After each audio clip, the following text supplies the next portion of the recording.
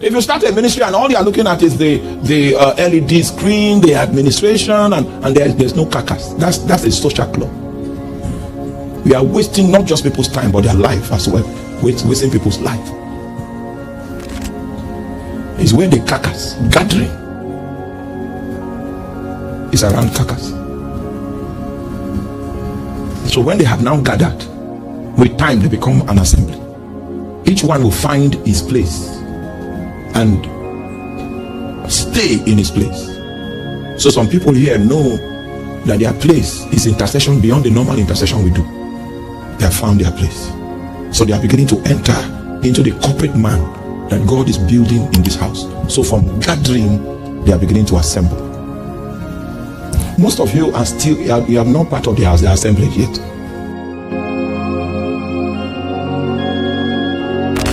Gather, there was a carcass that attracted you. But the reason for the attraction is not so that you just be an isolated individual in the mix of the congregation, but you find your place. That's how we fulfill destiny. Destiny is found in a corporate system. Not you. If you claim you are a prophet and then you've been in the shadows, you say, okay, you've been interceding alone for 25 years, you'll be wrong. You will do damage to the body because you don't know it. Prophets grow in the body. So we need to be able to tell the story of your prophetic history. That she gave this word this day. That was what saved us that day. She gave this word this day. It saved us this day. She gave this word this day. It helped us. It will be unwise to ignore this kind of person. So your prophetic history is built in a congregation, not in a closet. That's how I started out as a teacher. I did not know I had an apostolic calling. I grew in the ranks.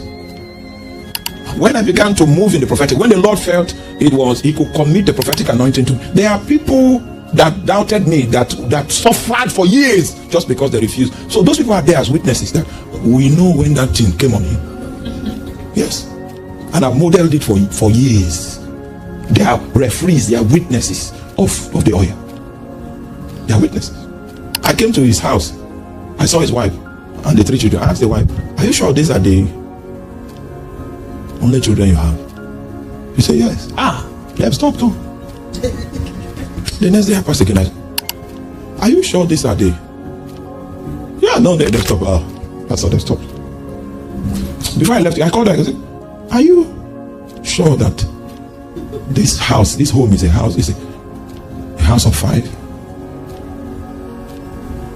The next time I came, she brought a medical report.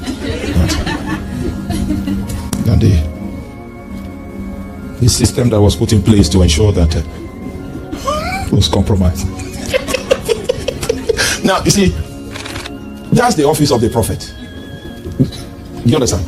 Now, and I don't need to tell them I'm a prophet. I don't need to. If it is true, there will be evidences that will show. And over the years, we know that grace is on this man. So when he speaks, you know he doesn't speak anyhow. It will be foolishness for us to ignore. Yes. That's how prophetic authority is. Any prophet without a reference is into divination. If we cannot trace you to men, we'll trace you to Satan. Where am I going? What is happening? Oh my God. Yes. We have witness of how she grew, how she started being drawn to the place of prayer.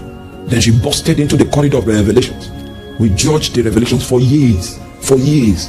We saw that she has been able to understand how to bring the flesh into captivity, so that the Spirit of God is the only element that is speaking. That is over the years. You cannot be a prophet for less than 10 years of supervision. No. Somebody just arrives and they call him senior prophet. I was crying to my nation that you are dealing with demons, with devils. Oh, they say I was a son of Belial. I said, okay, if in 10 years time this person is still alive, then it's true that I'm from the devil. When it happened, people did not go to check that. Oh, that thing the boy said.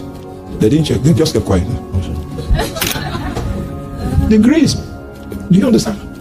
That's how we know who an evangelist is. We see the Spirit of God steering him in a direction. It is a corporate house that people can find their destiny. And remember, if you cannot be traced to men, you'll be traced to the devil.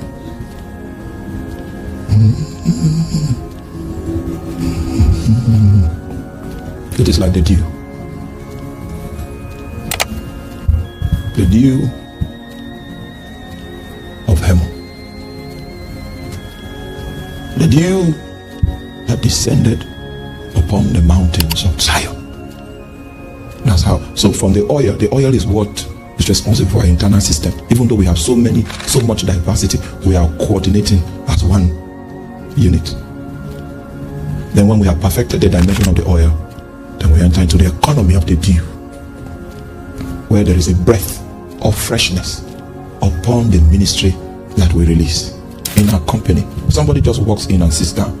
You say, I can't explain, but there was freshness. It's the dew of heaven, the dew upon the mountains of Zion. That was what Peter said on the day of Pentecost, that times of refreshing will come from the presence of the Father. Ooh.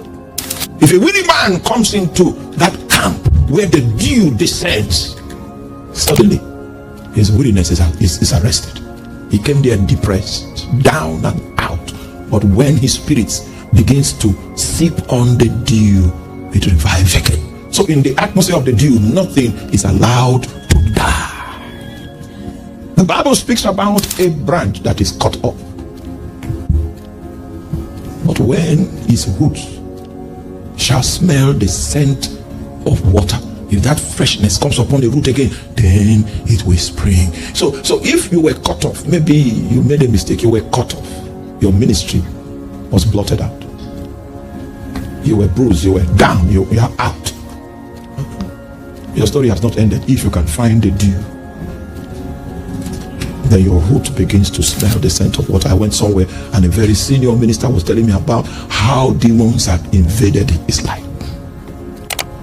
So when I shook him to pray with him, I saw that he was cut off. He didn't know that his source was Christ, and he was cut off from Christ because he was becoming a professional. And whenever you do that, what you are doing is that you are exposing yourself to demonic attack. And then there was a myriad of demonic attacks.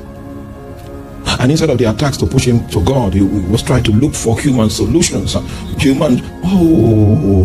he needs is the dew. Because in the face of the dew, even things that seem that they have died, they revive. I remember a lady, this right eye, she was in our choir those days, this right eye was dead. Right, so she was seeing just through this eye. And there was no special prayer that was prayed for her. There was one white stuff that took over this black, they were black.